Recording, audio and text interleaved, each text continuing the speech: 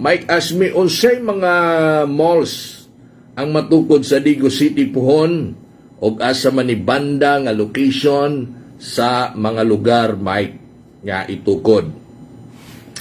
Uy, nindot niya pangutana ni. Actually, naunta na sa kung alimpatakan niya topic, pero nalimtan ako. No?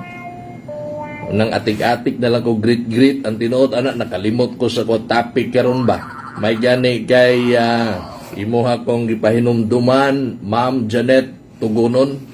Alright, nindot na pangutana, nindot niya topic. Gipost na ko kaganinang buntag o kagabi ang nindot niya mga plano. Okay? Naanay mga pasiuna nga mga pulong-pulong between the city government of Digos o ang management sa duha ka mga dagkong malls nga posible nga magtukod dinhi sa atong syudad. Anawan ninyo akong post, kaya ebidensya man dili man ta pwede magsulti-sulti ragwa na ebidensya nga ato-ato lang. Tanawa akong post, no? Gabi o ganinang buntag. Si Mayor Joseph Cagas mismo ang nagsulti. Ginasulti po na ko sa radyo, tungod kay dili lagi tanan na ay social media. Dili tanan aktibo sa Facebook o dili tanan dunay Facebook. Ang uban source of information nila mao ang radyo. Mao nang ato gihaponing hisgutan sa radyo. So, unsa may giingon ni Mayor Joseph Cagas? Matod pa niya sa iyahang gipamulong niadtong gipahigayong turnover ceremony sa project nila city government sa gipasimintong kalsada dinha sa may Aninyon Drive sa Mabini Extension Zone 3. Diba? Dapit diha Ilaroy Amante. So, mga amante diha, maayong buntag ninyo. Okay, so simintado naman na dinha. So, gi-turnover. Niingon si Mayor dito, wala siya mihunong sa paghimo og mga proyektong pang-turismo. Gipanindot niini ang Eco Park. Pangutana, Mike, kumustang Eco Park ron? Nah, mabuang kas kanindot.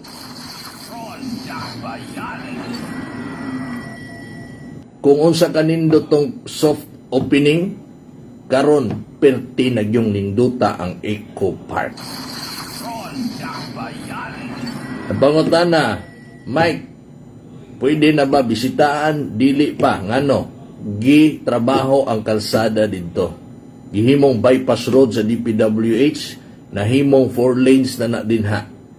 No, lapad na ng dalan diha. Puhon mahuman na eksakto gyud. Mura kag naa sa paraiso. Inig mo adto kag Eco Park and Arboretum. Ang ingon ni Mayor, gipalapdan niya ang mga kadalanan.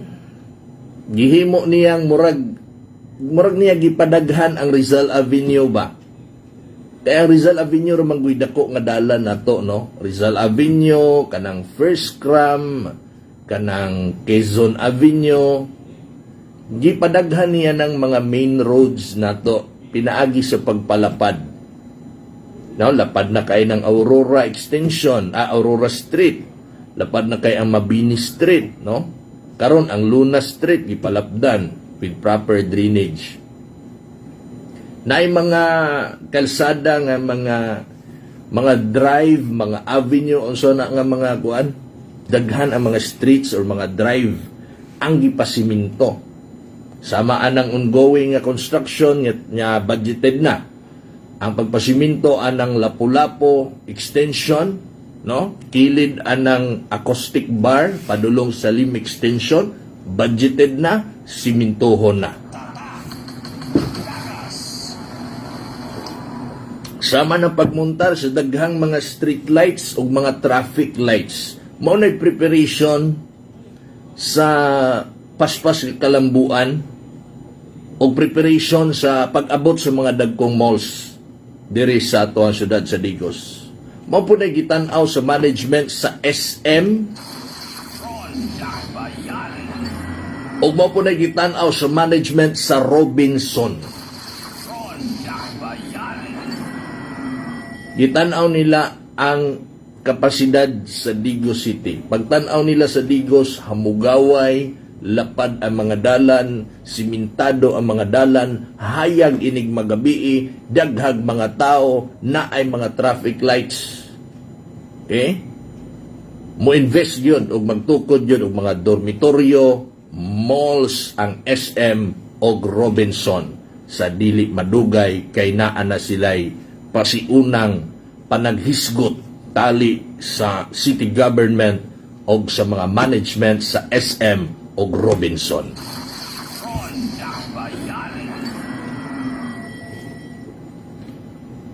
Diba? Ug ang Digos ana managhan taman ang tao. Ug maabot ang panahon, no? Nga mulambo na gyud tag taman, di na gyud ta sama sa kaniadto, no? Makita naman gyud nato ang kalambuan. Maabot ang panahon, siyempre naanay mga malls, naanay daghana ang mga apartment, daghana ang mga kondo, daghana ang mga hotel, nya muturok ana nga magtapad-tapad, no? So managhana ang tao ana, daghanag magpuyo sa Digos kay manrabaho. Sumuhuot ang mga tao. Maabot ang panahon ani mga higala nga bawalan na gyud sa LTFRB ang mga tricycle sa mga highways.